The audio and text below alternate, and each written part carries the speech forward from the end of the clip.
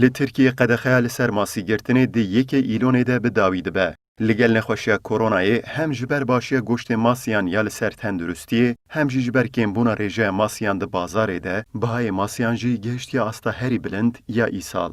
Welatî û masîgir hêvîdar in ku bi vebûna sezona nû re bihayê masiyan jî kêmtir bibe. Balık fiyatları uçuk fiyatta. Çok pahalı. Ji ber qedexeya masîgirtinê li bazarê masî gelekî kêm bûne. Her wiha ji sûdeweriya wê ya li ser tenduristiyê, goştê masiyan ji goştê din zêdetir eleqeyê dibîne.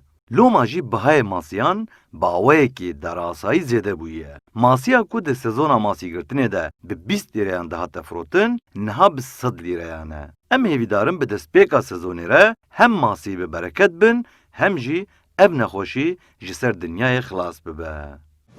Şimdi 1 Eylül'de balık konusunda çok... Li bazarê masî ji goştê sor bihatir tê firotin û ji ber qedexeyanê çîrê jî cûreyên masiyan li ser dezgehan gelekî kêm bûne. Masîgir Yavuz Çimen bo sezoneke bi bereket, hêvî û daxwazên xwe îfade dike û dibêje ji ber nexweşiya koronayê eleqeya li ser goştê masiyan dê îsal ji salên borî hê zêdetir be.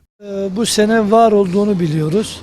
İnşallah güzel. Welatî ji ber nexweşiya koronayê zêdetir goştê masiyan tercih dikin û mixabin ji ber ku di bazarê de kêm e, goştê masiyan niha li Tirkiye ji goştê sor bihatir tê firotin. Wekî welatiyan em jî li bendêne ku sezona masîgirtinê dest pê bike û bihayê wê kêm bibe.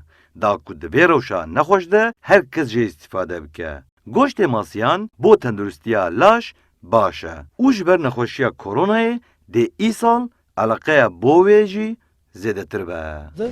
Ama inşallah bu sene balıkçılık Welatî jî ji ber karîgeriyên koronayê yên li ser jiyanê bigazindin û bi hêviyeke mezin, çavereyî sezona nû ya nêçîrê ne ku qet nebe îsal bi bihayeke erzantir masiyan bo mala xwe bikirin.